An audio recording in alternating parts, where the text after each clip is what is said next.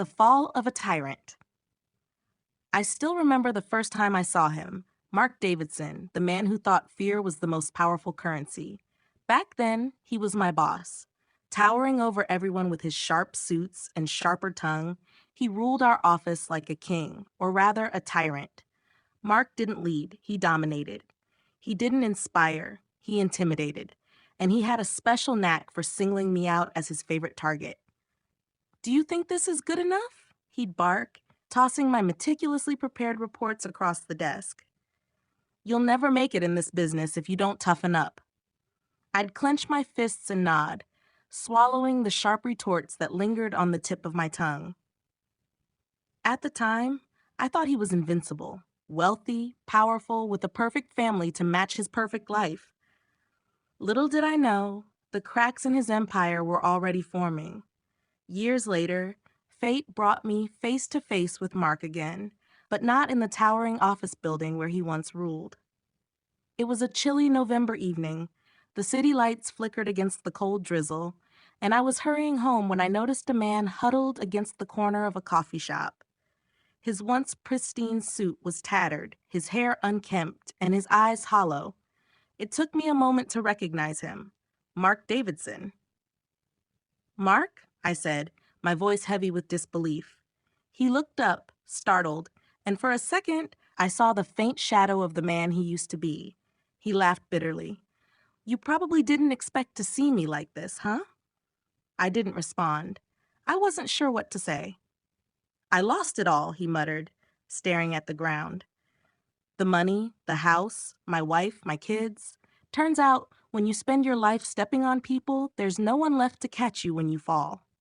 I felt a strange mix of emotions, pity, anger, and something that tasted like vindication. He had made my life a living hell for years, but now he was the one living in it. "Why are you telling me this?" I asked, my voice colder than I intended. "Because you're the only one who stopped and looked at me like a human being," he said, his voice trembling. "You're the only one who hasn't walked past." For a moment, I hesitated. Part of me wanted to walk away, to let him wallow in the mess he'd created. But another part of me knew better. His downfall wasn't my victory. It was just a reminder of how fragile power really is. "I don't forgive you, Mark," I said finally. "But I hope you find a way to forgive yourself." As I walked away, I glanced back one last time. The man who had once tried to break me now sat in the rain, broken by his own choices. Life has a way of balancing the scales, but not always in the way we expect. The ghost of his own creation. That night, I couldn't sleep. The image of Mark, reduced to a shadow of his former self, lingered in my mind like a bad dream I couldn't shake.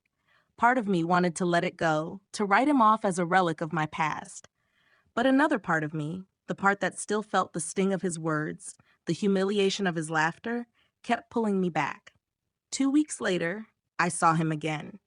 Same spot, same hollow eyes, same empty coffee cup clutched in his trembling hands. This time, though, he wasn't alone. A group of teenagers stood around him, their mocking laughter echoing off the brick walls. "Come on, old man," one of them sneered. "Tell us how you used to be a big shot. What happened? Did your golden toilet clog up?" Mark didn't respond. He just sat there, staring at the ground, his shoulders hunched like he was trying to make himself smaller. Something in me snapped. "Hey!" I shouted, marching toward them. The teenagers turned to look at me, their smirks faltering. "Get out of here, now." They hesitated for a moment, sizing me up, but I didn't back down. One by one, they slunk away, muttering insults under their breath. When they were gone, I turned to Mark. "You okay?" He didn't look at me. "Why do you care?" he mumbled. "I don't know," I admitted. "Maybe because I know what it feels like to be at the mercy of someone else." He flinched at that, and for the first time, I saw something in his eyes that looked like shame. "Do you want a coffee?" I asked, more out of habit than kindness. He nodded, and we sat in the coffee shop in silence, the warmth of the room a stark contrast to the cold tension between us. "I deserve this, you know," he said finally, his voice barely above a whisper. "Maybe you do," I said bluntly. But what are you going to do about it?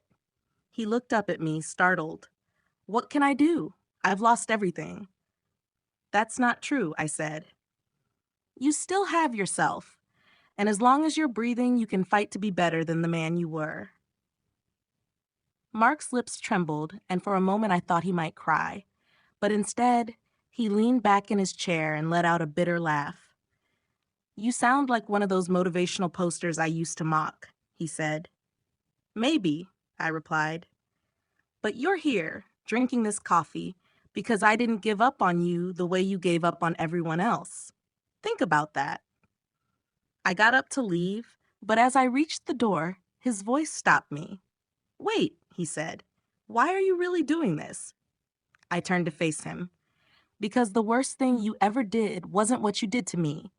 It's what you did to yourself. And I refuse to let your ghost haunt me any longer. As I walked away, I felt lighter, like a weight I'd been carrying for years had finally lifted. But something told me this wasn't the end of the story. Mark Davidson wasn't a man who went down quietly. Whether he rose again or stayed in the gutter, one thing was certain: his next move would ripple through both our lives.